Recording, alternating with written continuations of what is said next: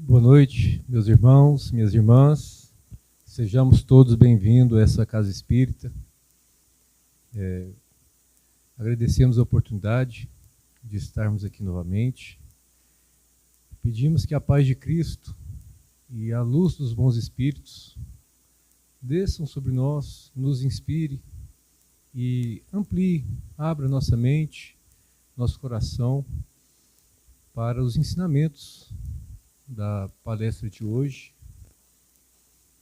Então, aproveitando a harmonia das músicas que foram cantadas aqui, vamos elevar os nossos pensamentos a Deus com essa intenção de voltarmos para nossa casa melhores do que chegamos aqui. Que possamos nos transformar, realizar a nossa reforma íntima, para que nós nos tornemos agentes da vontade divina, espalhadores de luz e do amor de Cristo por onde estivermos. Então, vamos fazer a oração dominical, também conhecida como Pai Nosso, para pedir as bênçãos para a abertura da nossa palestra de hoje. Pai nosso que estais nos céus, santificado seja o vosso nome, venha a nós o vosso reino e seja feita a vossa vontade, assim na terra como no céu. O pão nosso de cada dia nos dai hoje, Senhor. Perdoa as nossas ofensas, assim como nós perdoamos quem nos tem ofendido, e não nos deixe cair em erros e tentações, e livra-nos, Pai, de todo mal, pois vós sois o poder, o reino e a glória para sempre. Assim seja. Meus irmãos, a palestra de hoje, nosso palestrante Luiz Fernando, a palestra de hoje é a justiça divina dos nossos sofrimentos. Sem querer me atrever a dar palpite na palestra, mas imagino que quem de nós nunca questionou, né? Por que eu passando por essa dor, por que eu passando por essa prova? E esquecemos que, acima de tudo, tem um porquê, tem um motivo. E esse motivo é a justiça divina, explicação que o nosso irmão possivelmente vai nos trazer agora. Então, meu irmão, muito obrigado pela disponibilidade de estar aqui.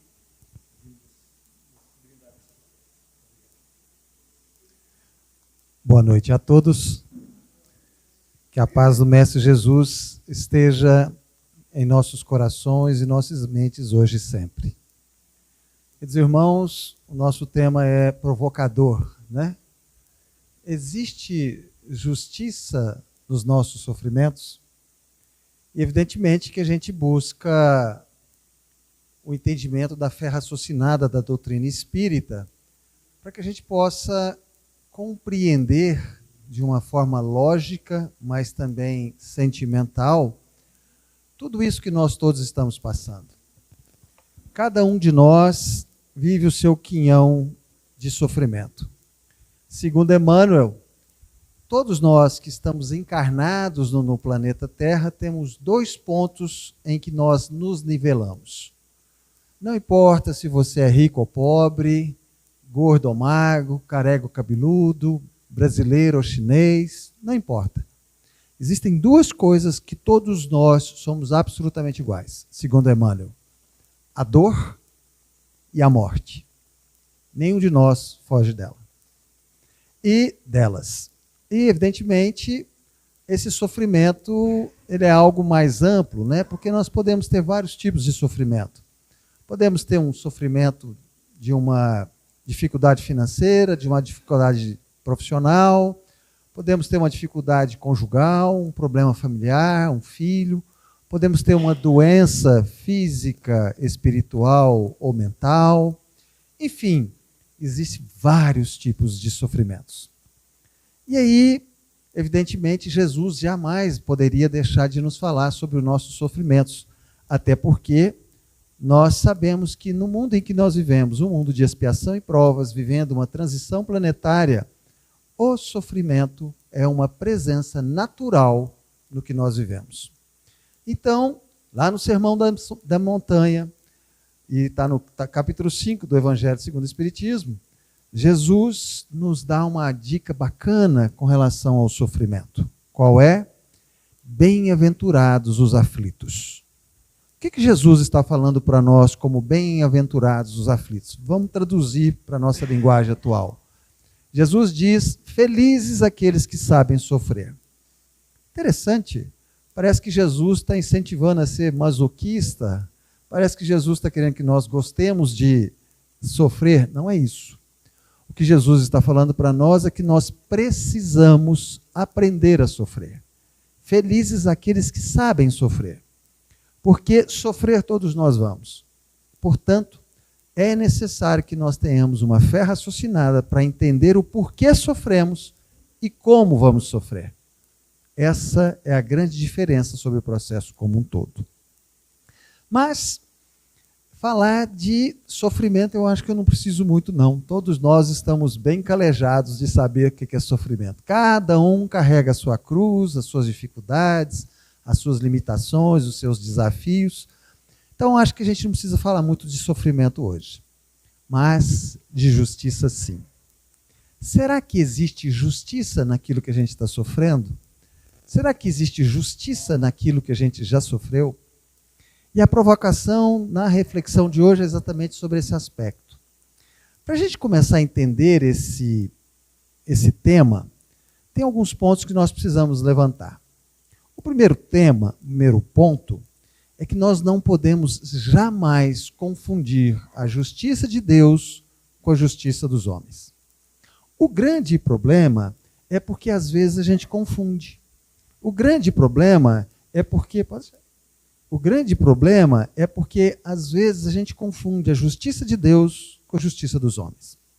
Para ficar mais claro o que eu quero refletir com vocês, eu vou contar uma história verídica que aconteceu numa cidade do interior do Brasil, para a gente entender a diferença da justiça divina da justiça de Deus.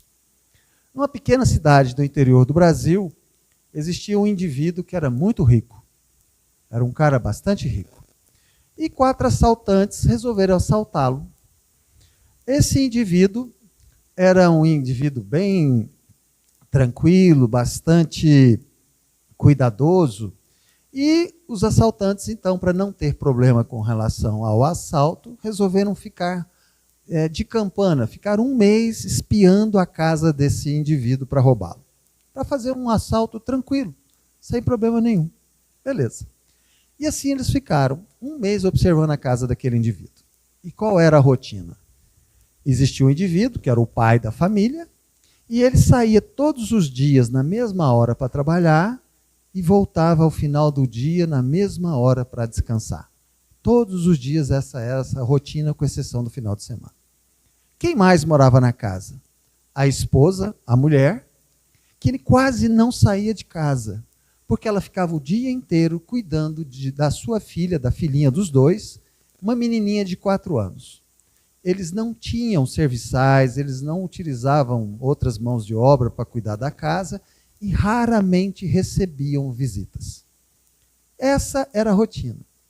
De posse dessas informações, os assaltantes então marcaram um determinado dia, pegaram um carro e, evidentemente, na hora que o pai tinha saído da casa, foram e assaltaram a casa, renderam a mulher com um revólver e pediram para que a mulher ficasse num canto, quietinha, com a criança, sem esboçar nenhuma reação e que desse todas as informações que eles precisavam, que ela colaborasse com o assalto. E assim ela fez. Aí eles roubaram quadros, esculturas, pediram o segredo do cofre, ela deu, roubaram dinheiro, roubaram joias, fizeram o que quiseram, com calma, com tranquilidade, sem nenhum problema. Depois de meia hora que eles fizeram tudo que eles queriam, os 4 já estavam entrando no carro, 3 entraram no carro e um falou assim, só um minutinho. E de arma em punho voltou e deu um tiro na cabeça da mulher e um tiro na cabeça da criança. Foi uma polvorosa, a cidade ficou em polvorosa. Uma coisa absurda, um crime assim, sem realmente nenhum tipo de capacidade da gente classificar. Evidentemente, passou-se pouco tempo, identificaram os bandidos, prenderam os bandidos e levaram os bandidos ao julgamento. No dia do julgamento, a cidade inteira dentro do fórum. E antes um pouquinho do julgamento começar, o pai, em plenos pulmões, gritava: eu exijo justiça, eu quero justiça. Agora eu te pergunto, que justiça? Prender, julgar e condenar vai trazer a mulher e a criança de volta? Não. Pegar os bandidos e cortar eles em pedacinho vai trazer a mulher e a criança de volta? Não. É claro que tinha que prender, é claro que tinha que julgar e é claro que tinha que condenar. Por uma questão didática e, evidentemente, para que se possa fazer a questão do entendimento da lei, da justiça e da correção social. Mas a justiça não é plena, porque nada que se fizesse ali faria a mulher e a criança voltar. O que a gente precisa entender disso, então? Nós precisamos entender aonde que nós estamos. Nós estamos no mundo de expiação e provas, onde todos nós somos imperfeitos. Se todos nós somos imperfeitos, como que nós podemos fazer uma justiça perfeita? O grande problema é porque muitas vezes nós criamos o que? Expectativas. Vivemos num mundo ainda moralmente atrasado e às vezes queremos resultados de mundos celestes. Então nós precisamos ajustar as nossas expectativas. Nós precisamos olhar em volta quem é que está ao nosso lado e nós precisamos olhar para nós e entender as nossas limitações e viver essas limitações. Por isso que muitas vezes a gente pensa, o mundo está muito difícil, está uma coisa muito complicada. Quem somos nós? O que a gente pensa todos os dias? Quais são as nossas reações? Porque muitas vezes a gente critica o outro, mas quando é com a gente a história é um pouquinho diferente. E aí, para a gente entender melhor, tem uma comparação que é muito bacana com relação a essa questão de a gente ajustar as expectativas. É mais ou menos assim. O indivíduo conhece uma moça e ele apaixona por ela. Fica doido. Nossa, é a coisa mais linda do mundo, é a mulher da minha vida, ela é perfeita, ela não tem defeito, faz tudo que eu gosto, pede ela em casamento, ela casa. No dia do casamento, ele vê ela entrando na igreja e pensa, meu Deus, eu estou casando com um espírito de luz. Um ano depois, ele entende que ele tem que aprender a perdoar 70 vezes 7, senão o casamento não vai durar. Expectativa. Vocês estão vendo? Expectativa. Muito bem. Mas, vamos seguir. Como é que, então, a doutrina espírita chama a justiça divina? Como é que a espiritualidade que estrutura o espiritismo chama a justiça divina? Onde nós vamos achar isso? Lá no Livro dos Espíritos, na questão 873 para frente. E a justiça divina, para o espiritismo, é chamada de lei de justiça, amor e caridade. Não são 3 leis, é uma lei só. A lei de justiça, amor e caridade. Espera aí, Luiz, espera aí. Você quer dizer que, então, quando eu estou sofrendo, a lei de Deus comigo está sendo justa, amorosa e caridosa? É. Tudo junto? É. Para a gente entender melhor como é que essa lei funciona, para a gente nunca mais esquecer como é que essa lei funciona, eu vou usar uma ferramenta didática com vocês, para a gente entender como é que essa lei funciona. Como? Vamos fazer um bolo de cenoura? Quem sabe fazer um bolo de cenoura aqui? Como é que você faz um bolo de cenoura? 3 cenouras, você rala, coloca dentro do liquidificador. Não é assim? 2 xícaras de farinha de trigo, 4 ovos, 2 xícaras de açúcar e 1 xícara de óleo. Não é assim? Bate 10 minutos no liquidificador. Pega uma forma, unta com margarina ou então com manteiga e coloca a massa que você bateu no liquidificador na forma. Não é isso? Separa a cenoura agora. Separa as farinhas. Separa o óleo. Tem jeito? Não. Então, quando a lei de Deus, a lei de justiça de Deus atua na nossa vida, não tem separação. É a infinita justiça de Deus, com o infinito amor de Deus, com a infinita caridade de Deus atuando em nós. E isso traz tanto sofrimento, Luiz? Pois é, olha como é que é. Mas vamos entender melhor como é que é a dinâmica dessa lei, como é que essa lei atua na nossa vida. Onde que a gente vai achar isso? A gente vai achar isso lá no livro Céu e Inferno, lá no capítulo 7 da primeira parte. E lá nós vamos encontrar a dinâmica, a mecânica da lei de justiça, amor e caridade. Como é que chama essa dinâmica? Código Penal da Vida Futura. Oi? Código Penal? Você está falando de crime? Você está falando que nós somos criminosos? Quantos crimes nós já cometemos contra a nossa própria felicidade? Mas, às vezes o Arsênio pode virar para mim e falar assim, Luiz, você está sendo muito desagradável hoje, você está nos chamando de criminosos? Vamos lembrar de Chico Xavier fazendo uma visita a uma penitenciária no interior de Minas. Ele estava lá fazendo a visita, tinha uns detentos do lado, aí ele vira para Emmanuel e fala assim, Emmanuel, quem é o criminoso? Aí Emmanuel vira para ele e fala assim, qualquer um de nós que foi descoberto. Portanto, o que Emmanuel está falando? Nós já cometemos muitos crimes, muitas coisas bárbaras, coisas que, se a gente lembrar, Nossa Senhora.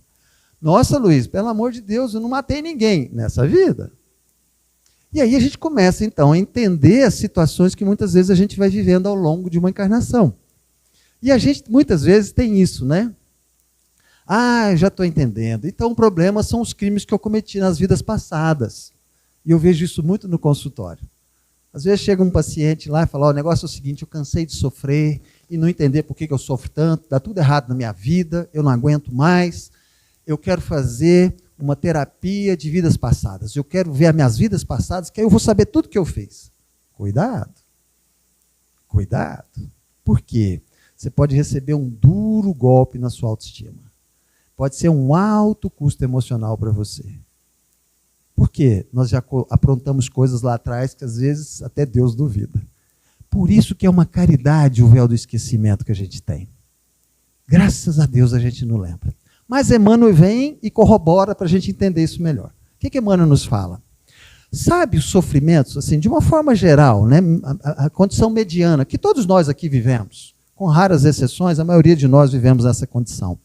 Nessa condição mais normal, dos 100% dos sofrimentos que nós já tivemos até hoje, nessa encarnação, segundo Emmanuel, 70% a gente construiu nessa encarnação. 30% a gente está espiando das vidas passadas. Mas por que, Luiz? 70%? O que causa isso? As nossas mazelas morais. Então é o nosso orgulho, a nossa vaidade, o nosso egoísmo, a nossa prepotência, a nossa violência, a nossa impertinência, enfim, as nossas mazelas morais que constroem a maioria dos nossos sofrimentos nessa encarnação. Olha que interessante. Mas a gente precisa, então, entender que esse processo, muitas vezes, está exatamente na nossa vida. Está na nossa mão. Bacana. Então, vamos avançar mais um pouquinho. Vamos entender como que atua a lei de justiça, amor e caridade, o Código Penal da Vida Futura. Porque é o Código Penal da Vida Futura que faz todo esse processo acontecer, dentro dessa justiça, desse amor e dessa caridade. Muito bem. Então, quando você vê o Código Penal da Vida Futura, lá fala que existem 3 itens que você tem que realizar quando você precisa restabelecer uma injustiça que você causou com o outro. Então, qualquer mal que você tenha causado ao outro, né? Qualquer situação que você fez ao outro, para você restabelecer essa justiça, você tem que passar por 3 etapas. Primeira etapa, você precisa arrepender. Segunda etapa, você precisa expiar. E a terceira etapa, você precisa reparar. Muito bem. Como é que isso funciona? Funciona assim.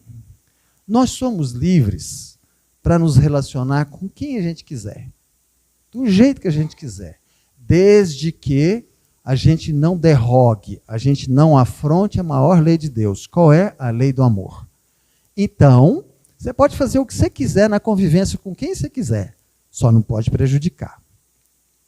Mas a gente começa a viver com as pessoas, num trabalho, numa questão relacionamento conjugal, enfim, nos nossos interrelacionamentos. E aí a gente começa a ter aborrecimento, a gente começa a ter confrontos, a gente começa a ter discórdias. Aí o que acontece? A gente começa a prejudicar. A gente mata, a gente trai, a gente abandona, a gente engana e assim por diante. E por que a gente faz isso? Porque a gente tem livre-arbítrio, deu vontade. Eu não aceito. Esse indivíduo está fazendo coisas que eu não concordo. Olha que absurdo que ele está fazendo. Então eu vou me vingar. Então eu vou fazer isso, eu vou fazer aquilo e tudo mais. E aí, qual é a primeira coisa que a lei de justiça, amor e caridade faz conosco quando a gente provoca o mal? Nos educa. Vem nos educar. E aí chega o sofrimento. Aí chega o sofrimento. Muito bem.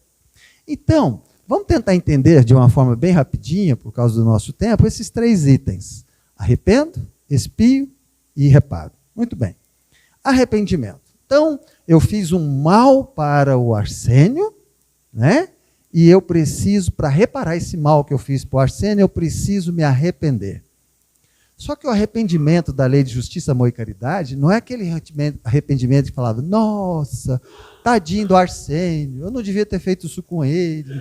O arrependimento dessa lei não é o arrependimento de remorso. Não. Qual é o arrependimento dessa lei? Muda de caminho. Se você matou, não mata mais. Se você roubou, não rouba mais. Se você caluniou, não calunia mais. Se você traiu, não trai mais. Então, arrepender para a lei de justiça, amor e caridade não é simplesmente o remorso, é não fazer mais sobre aspecto nenhum. Esse é o arrependimento. Mas vocês já repararam o tanto que é difícil arrepender?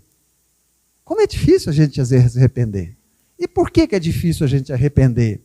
Porque a gente muitas vezes está numa posição confortável. Como é que é isso, Luiz? Eu vou explicar para vocês dando um exemplo. Uma cena do filme Alto da Compadecida. Acho que todo mundo aqui já deve ter assistido. Numa determinada cena desse filme, um cangaceiro com uma espingarda na mão chega numa cidade do interior do Nordeste para roubar todo o dinheiro da cidade. Os moradores da cidade, sabendo disso, o que eles fizeram? Juntaram o dinheiro todo e levaram para dentro da igreja. Pensaram, lá na igreja ele não vai roubar. E puseram o padre na frente do dinheiro para não deixar acontecer nada. O cangaceiro chegou com a espingarda na mão, perguntou pelo dinheiro, todo mundo está lá na igreja e ficaram só esperando. O cangaceiro foi para a igreja, abriu a porta e viu o dinheiro lá no fundo e o padre na frente do dinheiro. Aí o cangaceiro vira e fala assim, vixe, matar padre dá um azar danado. E o padre grita, ainda mais dentro da igreja. Aí o que o cangaceiro fala? Mas não tem problema não, o dinheiro espanta o azar. Quantas vezes a gente sabe que está fazendo mal para alguém, mas a gente cria justificativas mentirosas para nós mesmos para não arrepender ou para não assumir o erro que está cometendo. Várias vezes nós sabemos que estamos fazendo mal para alguém. Estamos abandonando, estamos traindo, estamos, enfim, fazendo mal para o outro. Mas vamos criando situações, jogando no colo do outro a responsabilidade e assim por diante. Perfeito? Sem começar a reparar aquele erro que ele cometeu. Então, essa é a expiação. Essa que é a questão. Muito bem. Mas não basta só expiar. Suponhamos que eu realmente arrependi do mal que eu fiz com o Arsênio. Arrependi. Mudei de caminho. Falava mal dele até mais da parar. Agora eu não falo mais de jeito nenhum. Elogio. É isso? Bacana. Aí eu vou expiar. Olha só que interessante. O que é a expiação? A expiação é o sofrimento moral e ou físico que decorre do mal cometido. Então, a expiação não é um castigo de Deus. Ela nada mais é do que a consequência natural da lei da ação e reação. Eu plantei o bem, eu colho o bem. Eu plantei o mal, eu colho o mal. Então, o que é expiação? De que lado da espingarda que você está? Porque quando você está do lado do gatilho, aí é gostoso. Mas se você estiver do lado da bala, aí é outra conversa. E aí o que tem que acontecer? A gente tem que, então, experimentar os dois lados. Porque quando você está do lado do gatilho, é tranquilo, mas do lado da bala, Aí complica. Mas, Luiz, a gente precisa realmente experimentar os dois lados? Claro. Porque quando você experimenta os dois lados, você sente a dor que você causou no outro. A gente só sente a dor de ser traído, de uma traição, quando a gente experimenta uma traição. A gente só sente a dor de uma humilhação quando você é humilhado. Tem um sofisma aí na Terra, né, no planeta, que o bem e o mal são muito relativos. Essa conversinha só quem tem que estar do lado do gatilho. Porque quando você está do lado da bala, que é a hora que você sofre para a varanha, aí você fala, não, hoje eu já não provoco aquilo que eu provocava antes, porque eu sei a dor que isso causa. Então, a expiação, ela purifica a essência do espírito. Aí a gente começa a entender que a gente tem que ter cuidado, porque eu colho o que eu planto. Bacana. Mas eu arrependi, expiei e agora eu preciso reparar para poder consertar o erro que eu cometi. O que é a reparação? A reparação é a relação dos danos que eu causei ao outro. Eu vou contar para vocês 2 casos que ilustram muito bem isso. Como é que se repara? Na vida passada, o José e o João eram muito amigos. Muito amigos. E o João era muito rico. Num determinado momento, o Zé cresce o olho sobre a riqueza do João, mata o João e rouba o dinheiro do João para ele. Muito bem. O Zé ficou rico e o João morreu. Bacana. Aí passa um tempo, o Zé morre também, vai para a erradicidade, vê o erro que ele cometeu, aí todo aquele problema, ele vai, ele arrepende, ele expia, mas ele tem que reparar. Como é que ele repara? Aí o Zé vem e nasce de novo. Ele nasce, como é que ele vai começar a reparar com o João? Ora, se na vida passada ele tirou a vida do João, nessa o Zé vai ser pai do João. Lá ele tirou a vida, nessa ele está dando a vida. Começou a reparar. Mas e o roubo? Durante 50 anos, o Zé trabalha feito um louco. Não tem final de semana, não tem feriado, vai acumulando uma fortuna imensa, ganha muito dinheiro, mas trabalha, não tem tempo para nada, não faz nada, a não sei trabalhar. A hora que ele chega nos 50 anos de idade, ele fala, pronto, estou milionário, não preciso mais trabalhar, agora eu vou curtir a vida. O que acontece? Ele tem uma parada cardíaca, morre, e o João herda toda a herança sem fazer nenhum esforço. Reparou? Olha que interessante. Tem uma passagem do Chico Xavier que é muito interessante. Também uma história verídica. Existia um indivíduo no centro, já em Uberaba, do Chico Xavier, que se chamava Quincas Veloso. Era médium do centro e era uma pessoa muito querida. Era um indivíduo muito sério, um cara compenetrado, honesto, muito certinho, todo mundo gostava dele, era um cara muito bacana. E o Chico gostava muito do Quincas. E o melhor escritório de contabilidade de Uberaba era do Quincas Veloso. E um certo dia, o Quincas foi trabalhar cedo, ele chega lá, ladrões tinham entrado no escritório de contabilidade dele. E as melhores empresas, as maiores empresas de Uberaba, as pessoas mais ricas de Uberaba eram todas clientes dele. E lá roubaram tudo que tinham para roubar. Mas não satisfeito com o roubo, os ladrões rasgaram todas as documentações contábeis que existiam lá. Documentos importantes para imposto de renda, para fazer toda a contabilidade, rasgaram em pedacinho. Um prejuízo, né, fiscal assim, imenso, dificílimo de se recompor. E aquilo deixou o Quincas muito chateado. Ele pensou, gente, não é possível, tem um trem errado. Vou no centro, dou meus passes, tomo água purificada, faço o culto em casa, eu tento ser um homem honesto. O que aconteceu comigo? Eu não consigo entender. Aí ele lembrou que naquele dia à noite ele ia encontrar com o Chico, ia ter trabalho na casa. E aí ele falou, hoje à noite eu encontro com o Chico e ele me explica o que está acontecendo. E assim ele fez. Foi para o centro. A hora que ele foi chegando no centro, o Chico de longe já viu que ele não estava bem, que ele estava chateado. O Chico levantou e foi de encontro a ele. E aí ele foi, abraçou o Chico Xavier, e o Chico perguntou para ele, Quincas, o que foi que aconteceu, né? O que aconteceu que você está desse jeito? Aí ele foi e relatou tudo para o Chico. E ele perguntou, Chico, não estou entendendo, o que é isso? Aí o Chico abraçou ele, deu um sorrisinho maroto, né? Ficou 5 minutos calado, virou para o Quincas e falou assim, Quincas, é tão bom quando a gente começa a devolver. O que será que você está devolvendo hoje na sua vida que você não consegue uma explicação lógica? Percebe? E aí, então, nós vamos muitas vezes nos rebelando contra esses processos da vida sem observar o quanto que nós precisamos analisar aquilo que nós já fomos. Aí você fala assim para mim, pelo amor de Deus, Luiz, o tanto que eu já errei, o tanto de coisas equivocadas que eu já fiz nessa encarnação e nas passadas. A lei de justiça, amor e caridade, junto com o Código Penal da vida passada, vida futura, vai vir para cima de mim, eu vou ter que passar por tudo isso. Não tem um atalho, não? Não dá para criar um caminhozinho para a gente não ter que passar por tanta coisa? Vamos pensar aqui. Deus é soberanamente justo e bom? É. Deus é bom o tempo todo? É. Deus é misericordioso? É. Então Deus tem um atalho para a gente? Acredita que tem? Acredita que tem? E como é que a gente tem certeza disso? Numa passagem de Pedro, quando ele fala, o amor encobre uma multidão de pecados. Como é que isso funciona, Luiz? Vamos tentar entender, né? A fé raciocinada do Espiritismo. Como é que isso funciona?